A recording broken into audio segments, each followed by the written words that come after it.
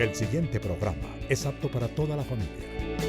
No contiene escenas de sexo ni violencia. Contiene subtítulos de apoyo.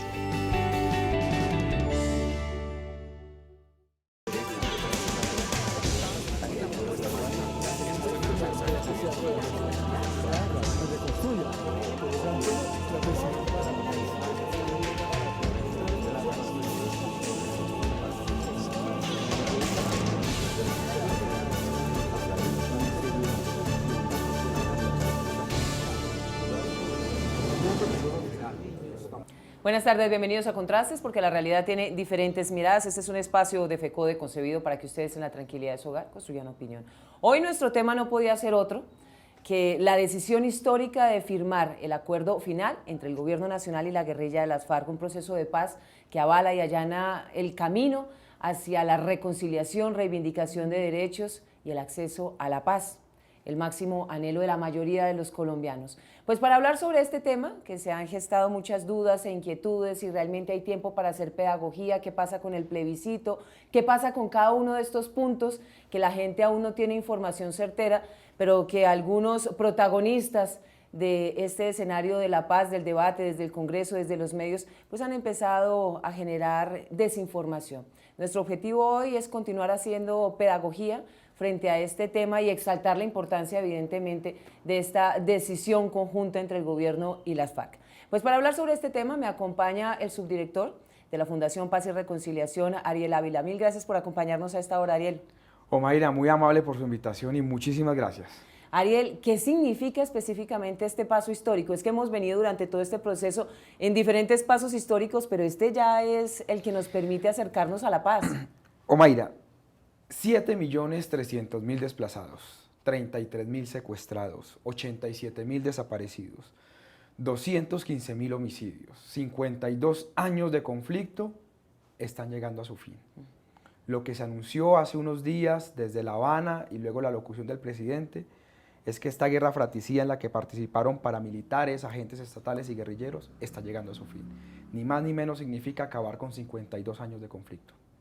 Hablemos de tiempos. ¿Cómo empieza a funcionar este cronograma luego de conocer y de esa firma del acuerdo final? Esto es un cronograma en 5 pasos. El primer paso fue la iniciación, que fue lo que anunció Humberto Lacalle e Iván Márquez. Llegamos a un acuerdo sobre el 100% de la agenda pactada en 2012.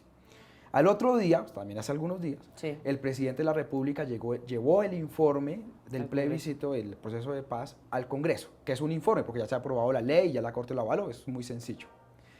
El tercer paso ocurre entre el 1 y el 15 de abril. Las FARC van a hacer su plebiscito o su referendo. Okay. Una conferencia nacional de guerrilleros se reúne cada 8, cada 10 años, esta es la 10ª. Van a ir 600 mandos de la guerrilla, de los más bajos hasta los más altos.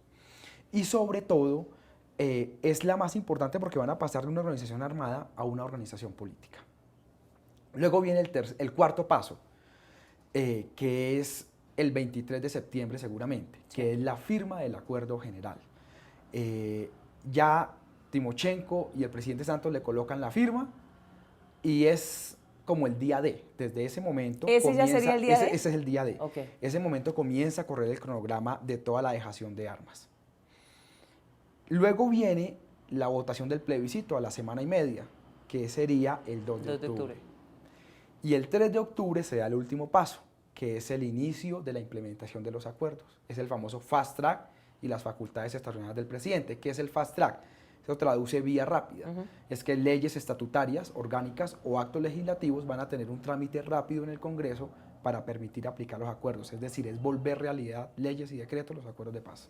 ¿Estamos listos en logística frente a todo el trabajo que se debe desarrollar en la registraduría? Porque el tiempo es muy corto, ¿realmente? De hecho, estamos muy justos. La registraduría se venía preparando. Él dijo que necesitaba 6 semanas. Sí. 6 semanas. Yo creo que estamos muy justos, pero yo creo que ya la registraduría se venía preparando. No van a haber inscripciones de cédula. El ciudadano o ciudadana vota donde votó la última vez o donde se les piden la cédula. 2, es una logística con un solo tarjetón. Entonces no hay tanto lío. Es sí o no, no hay más que eso. Una pregunta que estamos esperando cómo va a salir, pero va a ser relativamente sencilla. Y habrán los jurados normales que serán los procesos. Entonces no es tan complicado y más o menos 320.000 millones valdría este plebiscito. ¿Está la plata? Ya el ministro de Hacienda, hace unos días, cuando el presidente presentó el informe al Congreso, ya tenía 250.000 millones de pesos para eso, entonces ya está la plata. Ah, bueno, todo va caminando muy bien. Todo va caminando Decía el muy bien. registrador que existía la posibilidad de ubicar unas mesas específicas en los lugares donde van a estar ubicados los grupos insurgentes en el tema de la dejación de armas. ¿Existe esa posibilidad? ¿Usted cómo la ve? ¿Es viable? Yo creo ¿Para que puedan participar? Yo creo que va a ser difícil porque para ese momento algunos guerrilleros ya estarán concentrados, pero la gran mayoría no, y la ley de amnistía no estará rigiendo. Entonces, esa no es una preocupación grande. Lo importante es garantizar puestos de votación donde han habido históricamente, rurales y urbanos, para que la población se movilice, pero yo creo que las FARC no van a participar en esto, no alcanzarían los tiempos. El tiempo es muy corto y la pedagogía queda un poco colgada. Lo cierto es que después de 4 años el gobierno no pudo desarrollar una estrategia de pedagogía clara para explicar los acuerdos de paz, y ya en 6 semanas es imposible. Entonces, aquí lo que vamos a ver son 2 campañas, la del sí y la del no, haciendo discurso motivacional, de piel. Lamentablemente, ni la ciudadanía se quiso enterar, ni hubo buenas estrategias. Esperemos a ver qué pasa. Lo cierto, Mayra, es que desde el año pasado los acuerdos de paz estaban públicos. Sí. Solo lo que se pactó hace unos días era el 5% que faltaba, que es lo de reincorporación y participación política. Todo lo demás estaba público. El acuerdo agrario no sufrió ninguna modificación, es el mismo. Entonces yo creo que la ciudadanía se durmió mucho. Frente al tema del asilo, ¿cómo quedamos? ¿O eso se mantiene? Porque no, se decía que el asilo tenía que haberse ejecutado antes de que se movilizaran para las zonas... No, yo creo que lo que está claro es que el día D arranca el 23, ahí hay 5 días para que las fuerzas militares adopten unos dispositivos, unos corredores donde las FARC van a transitar, y ellos comienzan el tránsito desde el día D+5, o sea, desde el 28 de septiembre, y van a comenzar a llegar sobre el 2 de octubre o después del 2 de octubre. Entonces, la ley de amnistía, etcétera, el armisticio estaría después de la votación, no estaría antes.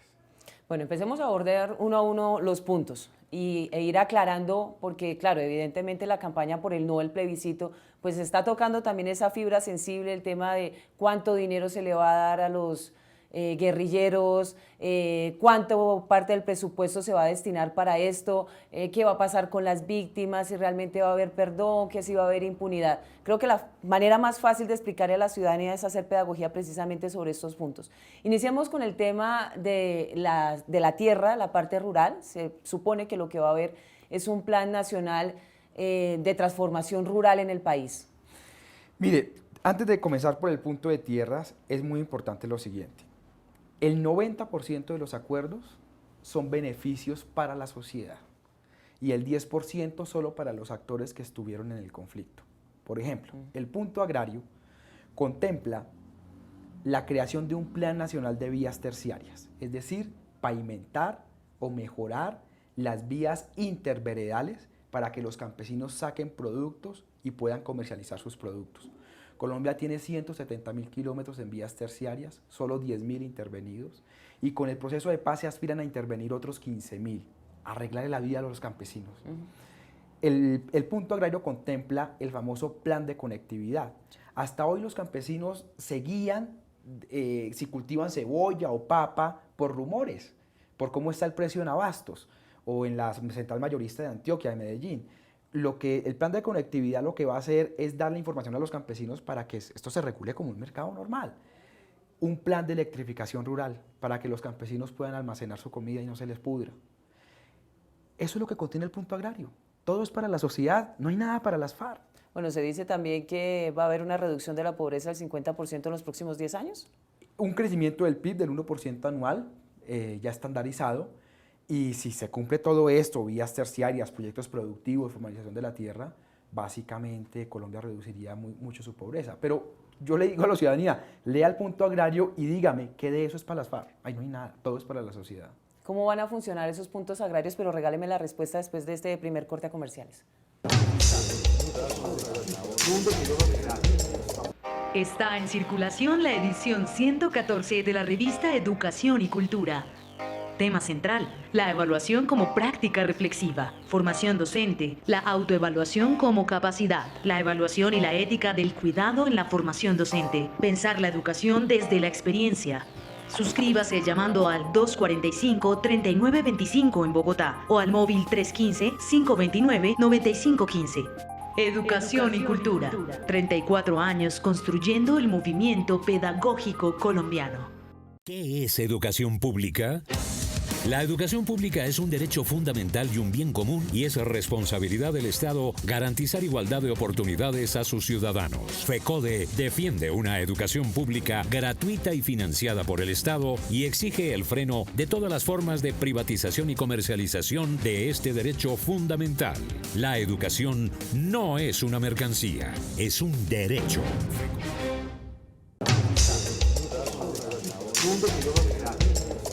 Estamos de regreso en Contrastes porque la realidad tiene diferentes miradas. Hoy FECODE y este programa Contrastes contribuyendo a la pedagogía sobre el proceso de paz, los puntos que fueron acordados en esa agenda conjunta entre el Gobierno Nacional, la guerrilla de FARC, que termina en la firma del acuerdo final del mismo. Hoy hablando con Ariel Ávila, subdirector de la Fundación Paz y Reconciliación, y cómo van a funcionar esos proyectos productivos en el sector del agro. ¿Cómo va a ser la participación de los grupos, de este grupo insurgente en este punto específico? Ese primer punto agrario como tal no contempla nada para la participación de los excombatientes de las FARC. Okay. Eso fue lo que se anunció la última semana, sí, y eso entra dentro del punto de reincorporación o implementación. Es muy posible, pues claro, obviamente, que en algunas zonas rurales donde vayan a pavimentar vías terciarias, por ejemplo, hayan guerrilleros de las FARC ya con proyectos productivos, pero en general el punto agrario aplica solo para el beneficio de la sociedad. El tema de reincorporación lo vemos al final de los puntos y es básicamente colaborarle a las FARC para que gente que lleva 30 años en la guerra, se les da una colaboración de 2 años para que ellos puedan transitar de las armas a la vida civil. Vamos con el punto de la participación política, que ese sí tiene unos escollos muy puntuales que fueron aclarados, pero obviamente la gente no ha entendido específicamente cómo se va a desarrollar. El 80% del punto de participación política es beneficios para la sociedad, solo un 20% es para el caso de los guerrilleros de las FARC. A ver, el punto de participación política contempla una comisión electoral especial, que es para reformar el sistema electoral, contempla una revisión al censo electoral, contempla una comisión contra la corrupción electoral, un estatuto de la oposición, financiación pública de campañas, acceso a medios de comunicación. O sea, es profundizar la democracia. Ahí va metido hasta el uribismo, el polo, los verdes, la U, es garantizar que haya menos corrupción. Pero hay dos temas que sí aplican directamente a los guerrilleros de las FARC. El primero es que se dice que hay unas zonas muy afectadas por el conflicto, pobres y sin población. Y por tanto, la mayoría de la plata los políticos la llevan donde hay votos. Pongo este ejemplo. Bogotá tiene 18 representantes a la Cámara. Claro, tenemos 9 millones de habitantes. Guaviare es 3 o 4 veces Bogotá, tiene poca población y solo tiene 2 representantes a la Cámara. Entonces eso se queda una inequidad en proyectos. Entonces lo que dice el acuerdo es: vamos a crear unas circunscripciones especiales de paz para esos municipios, para darle una representación a esos municipios, donde un ciudadano el día de las elecciones vota la Cámara Ordinaria y vota la Cámara de Paz y tienen un representante adicional. En esas cámaras, cualquier ciudadano puede participar desde que viva allá. Si tú vivieras en el Retorno Guaviare o yo, podríamos participar. Y obviamente pueden participar partidos políticos que estén ligados a las FARC y que ya estén sin armas. Pero en general cualquier ciudadano puede participar. Yo creo que esos 16, van a ser 16 circunscripciones especiales, no, yo creo que las FARC se ganan una, todas las demás las van a ganar los mismos politiqueros de siempre. Pero bueno, es eso. Lo otro es que el objetivo del gobierno es desarmar a las FARC, que las FARC desaparezcan como organización armada. Y está claro que si gana el sí y se firma, como ya se va a firmar, 6 meses después de la firma, las FARC desaparecen. El objetivo de las FARC es participar en política. Y eso fue lo que nos aclararon la última semana. Sí. Entonces se dijo, ustedes van a tener unas medidas positivas. Van a competir en política en el 2018.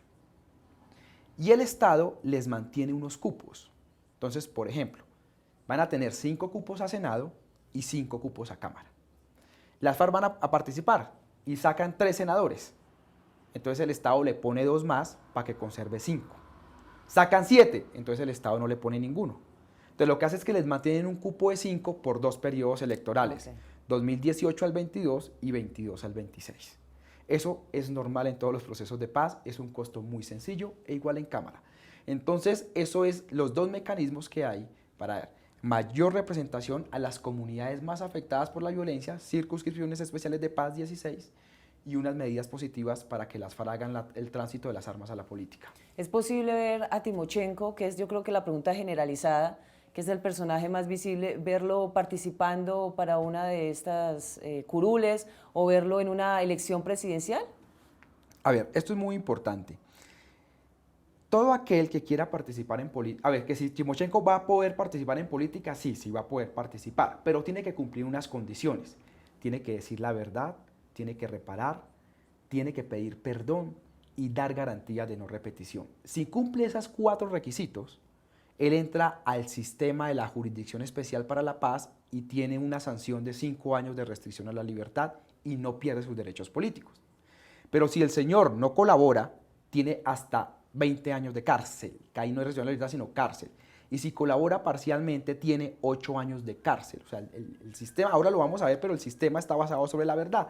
Entonces, lo que yo digo es posible siempre y cuando se cumplan unos requisitos. ¿Es posible inmediatamente? Es decir, para las próximas elecciones ellos ya lo podrían estar haciendo. Ya para ese momento estarán dando el tribunal y muy seguramente ya estarán ellos reparando y diciendo la verdad y contando los hechos y podrán participar. Lo que pasa es que el día D es el 23 de septiembre Sí. y luego el 3 de octubre, que es cuando se vota el plebiscito. Entonces ese día toca echar a andar, crear la Comisión de la Verdad, los tribunales, convocar los magistrados. Eso no se hace de un día para otro, eso tarda 3 o 4 meses. Entonces ya para cuando sea el 2018, marzo del 2018, ya llevaremos más o menos 6, 7 meses de andar esa Jurisdicción Especial para la Paz. Entonces yo creo que ya ellos podrían entrar a participar, pero eso sí no está claro. Es decir, habrá que esperar cuánto se tarda en la Comisión de la Verdad, el tribunal, etcétera. ¿Cómo entiende la ciudadanía? Porque hay quienes manifiestan que hay unas circunscripciones especiales para los guerrilleros de las FARC, pero dejan a un lado el tema de las minorías étnicas y participación en el Congreso. No, a ver, eso es muy importante. Las 16 circunscripciones que se crean, donde cualquier ciudadano puede lanzarse, y los 10 cupos, 5 en Cámara y Senado, que eso sí se crean para las FARC, no se le restan a nadie. Son cupos adicionales por un periodo transitorio. No, perdóname, Ariel, creo que no fui clara. Es decir, aquí hablamos de 10 Para las cupos FARC, 10. específicos para las FARC. Sí. ¿Cuántos tienen las minorías? Ellos tienen ¿Dos? 2. Claro, si uno compara 2 millones de población afrodescendiente con 30.000 o 40.000 guerrilleros, hay una descompensación, pero el tema, Omaira, es que esto no es un tema de inequidad en la democracia. Okay. Esto es un tema de una justicia transicional para acabar un conflicto. De una Entonces, particularidad. Claro, o sea, si vamos a discutir inequidad en la democracia, que las comunidades negras puedan tener 5 representantes más o los indígenas 2 más, o que la izquierda tenga más, o que las minorías LGTB tengan más, o que las mujeres tengan más con la ley cremallera, eso es un problema de inequidad de la democracia, que con conflicto, sin conflicto, con paso, sin paso habría que tratar. Pero eso no es la discusión de cómo transitamos de la guerra a la política, eso es otra cosa. Entonces yo lo que siento es que algunas comunidades negras e indígenas y algunos congresistas han confundido los dos debates. Son dos cosas diferentes. Los problemas de inequidad de la democracia y unas garantías para participar en política a una gente que sale de la guerra. Tema de las víctimas. El tema de víctimas, bueno, se basa en la reparación integral a las víctimas, se basa en el tema de justicia transicional y va a haber mucha justicia. Le voy a poner esta comparación, Omaira. Durante los 2 gobiernos de Uribe, ningún jefe de las FARC pasó por la justicia de los del secretariado. Mataron a 2, Sí. Reyes, Iván Ríos, y se le murió Marulanda de muerte natural. Igual que Santos, murió Cano y Jojoy. Pero Uribe no llevó un solo jefe guerrillero a la justicia, ni uno solo. Con la Jurisdicción Especial para la Paz, todos los jefes guerrilleros van a pasar por la justicia. Es decir, aquí no va a haber impunidad, va a haber mucha justicia. Me explico. Lo que se dice el punto de víctimas es, vamos a reparar a las víctimas integralmente. No solo darle 25 millones de pesos para que no molesten y no devolverles nada, no. Les vamos a dar verdad, perdón, garantía de no repetición, todo. Para eso vamos a crear una cosa que llaman la Jurisdicción Especial para la Paz, que es como, haga de cuenta, es como una casita que allá entran todos los actores que estuvieron en el conflicto armado. Entran allá. Esa jurisdicción tiene unas salas. Está la sala de amnistía, está la sala de conocimiento y ahí está. Y ahí se parten en dos. Los guerrilleros base, como fueron los paramilitares, van a recibir una amnistía. Pero todos los jefes pasan al Tribunal Especial para la Paz. Delitos de lesa humanidad. Que son los crímenes internacionales, lesa humanidad, genocidio y crímenes de guerra. Entonces, todos los delitos, o sea, los crímenes internacionales no van a ser amnistiados, van a pasar por ahí. Ese Tribunal Especial para la Paz se compone de 5 secciones. Cada sección compuesta por 5 magistrados, 3 nacionales y 2 internacionales. Y esos magistrados los selecciona los delegados del Papa Francisco, de Ban Ki-moon, del ICTJ. Es decir, a mí que no me digan que Timochenko llama al Papa Francisco a darle órdenes de quién nombrar, digamos, o sea, va a haber total independencia.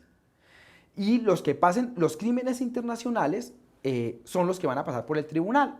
Y vuelvo y repito, como le dije hace un momentico, si usted colabora, tiene 5 años de restricción a la libertad. Si usted no colabora o colabora parcialmente, tiene cárcel 8 a 20 años. Entonces aquí va a haber mucha justicia, poca impunidad.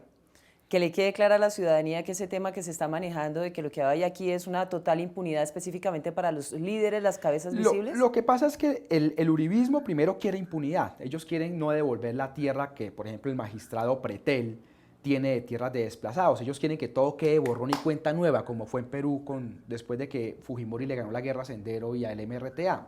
Entonces quieren que todo sea borrón. Ellos sí quieren impunidad. Y entonces ahora disfrazan su querer impunidad, lo disfrazan de lucha contra la impunidad. Y hacen llamémoslo así, una fórmula que convence mucho, pero que es errada, que es que igualan justicia con cárcel. Entonces ellos dicen, es que justicia es que te paguen cárcel. No, justicia es verdad, es reparación, es perdón y sobre todo justicia es garantía de no repetición, que nunca más se va a volver a pasar eso. Pero ellos igualan justicia con cárcel y no, o sea, no son sinónimos. Y con eso tienen embobado la mitad del país con ese cuentico. Una nueva pausa y regresamos. Radio Revista Encuentro. Programa institucional de FECODE. Encuentro. Sindicalismo, arte, cultura, actualidad, tecnología, pedagogía, educación. Las expresiones de vida con que se construye Colombia tienen un punto semanal de encuentro. Todos los sábados a las 7:30 de la mañana por Colmundo Radio. La privatización de la educación pública se disfraza de diferentes formas. Es responsabilidad del gobierno garantizar un acceso equitativo e incluyente para todos los niños, niñas y jóvenes a una educación pública gratuita y financiada por el Estado. FECODE rechaza la comercialización y privatización de la educación pública en el país, porque la educación no es una mercancía, es un derecho.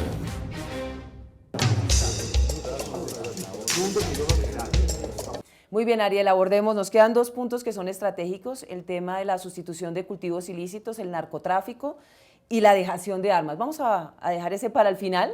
Vámonos con el tema del narcotráfico. El tema del narcotráfico contempla un montón de actividades, cadenas productivas, contempla proyectos productivos, comercialización, es decir, no fallan en los proyectos productivos de siempre. Pero lo más importante del tema de narcotráfico son 2 cosas. 1, se contempla un plan de formalización de tierras. Muchos colombianos en el Guaviare, en el Meta, en el Caquetá, llegaron corriendo de la violencia liberal y conservadora hace 60 años a esas zonas y viven allá, pero no tienen un título de propiedad, tienen una posesión, entonces no pueden acceder a crédito. Lo que va a hacer el Estado es formalizar toda esa tierra, es decir, señor, usted lleva aquí viviendo 50 años, muy bien, entonces tome su título para que usted acceda a un crédito. Eso es propiedad privada, eso es capitalismo, no es comunismo. Entonces, ese plan de formalización va a llevar a que muchas familias dejen de sembrar coca. El problema con esto es que los proyectos productivos por sí solo no garantizan que las familias salgan de la economía. Sí. Tienes que tener vías terciarias, por eso hablábamos del primer punto, tienes que tener quien te compre, cadenas de comercialización. Entonces, ahí va a haber un plan masivo de formalización. El campesino, por ejemplo, que esté en Paya, en Boyacá, en Pisba, que esté en tal, va a tener posibilidades de tener una tierrita para su familia. Y lo otro interesante de este tema de sustitución de cultivos, es que se van a atacar las partes que generan más ganancia y visibles del crimen y no solo a los campesinos. Hasta hoy la política criminal es a los más jodidos joderlos, que era fumiguen a los más pobres, que son los campesinos coqueros. No, hay que perseguir los banqueros que lavan activos, hay que perseguir los que trafican. Entonces hay un cambio en el tema de política que sí va a permitir golpear mucho el crimen. Y obviamente pues que el que siga sembrando y que no acepte, pues le tiene que caer el peso de la ley. Pero esto es un proyecto muy importante, va a haber un plan nacional de formalización de tierras. Dejación de armas, cronograma, ¿cómo va a funcionar? La dejación de armas es muy claro en esto y esto es la parte más interesante del asunto. Básicamente, 6 meses después de la firma de los acuerdos, si se firmara el 23 de septiembre, en abril han desaparecido las FARC. Se van a crear unas zonas veredales transitorias de normalización y puntos campamentarios, son lo que llamamos zonas de ubicación. Es una vereda, no son municipios, no es el Caguán, es una vereda donde los guerrilleros van a estar durante unos 6 meses mientras dejan ese proceso de armas.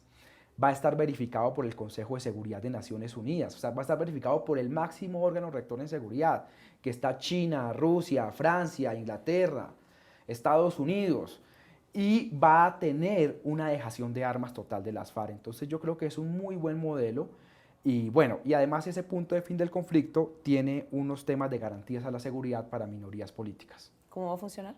Básicamente tiene 3 mecanismos. Uno es unos escoltas y carros para minorías políticas que tengan riesgos de seguridad.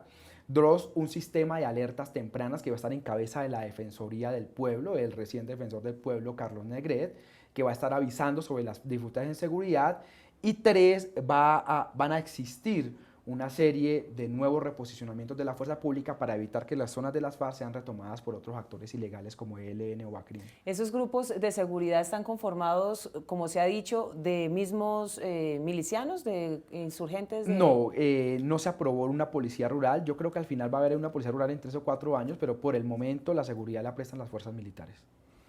¿Por qué la gente debe tener claro que este es un momento histórico? No solamente porque hubo ese acercamiento, sino que de verdad se va a partir en dos. Bueno, no se va a cambiar el país en 2 días, es decir, después de la firma el otro día el país ya se transformó, se redujeron las brechas de inequidad y demás, sino que sí se empieza a allanar. Uno, ya no hay conflicto con las FARC, pero se empiezan a allanar las reestructuraciones estructurales de nuestras instituciones. Yo creo que el proceso de paz de La Habana da unos mínimos sobre los cuales va la sociedad a comenzar a construir la profundización de la democracia.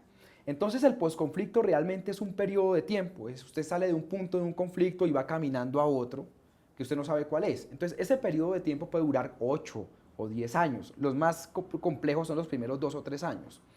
Entonces lo que vamos a ver es que aquí hay muchas heridas por sanar, sí, muchas verdades por contarse. Entonces el proceso de reconciliación no va a ser de un día para otro, pero lo cierto que tiene que tener el país es que vamos a comenzar a construir paz, a llevar inversión en las regiones, a perdonarnos, a conocer qué fue lo que pasó y en 10 o 15 años Colombia estará mucho mejor. ¿Por qué hay que apostarle al plebiscito por la paz, como lo hace en este momento FECODE y el Magisterio Colombiano que están acompañando esta iniciativa? Lo que vaya a pasar el 2 de octubre va a marcar 50 o 60 años de vida republicana de este país. Van a marcar si reformamos el sistema electoral, si reformamos el tema de tierras, si avanzamos a la profundización de la democracia. Entonces la ciudadanía escoge, o le decimos sí a la paz y sí a construir un mejor país, o le decimos no a la paz y a seguirnos matando. Pero lo que yo le digo a la ciudadanía es, mire, no me crean a mí, no le crean a Uribe, lean, los acuerdos están públicos, lean y tomen una decisión informada. Ariel, mil gracias por acompañarnos, para hacernos este recorrido pedagógico, que es precisamente lo que creo que necesita la ciudadanía para entender la importancia de este acuerdo y la importancia, evidentemente, de su participación el próximo 2 de octubre en este plebiscito. No dejarse llevar por los partidos, por los colores, por los comentarios, por las heridas, sino tomar una decisión certera desde la emoción y desde el cambio. Mil gracias nuevamente, Ariel. A usted, Omaira, muy amable y como siempre a su disposición. Nos reencontramos el próximo domingo en Contrastes, porque la realidad tiene diferentes miradas. Feliz resto de día.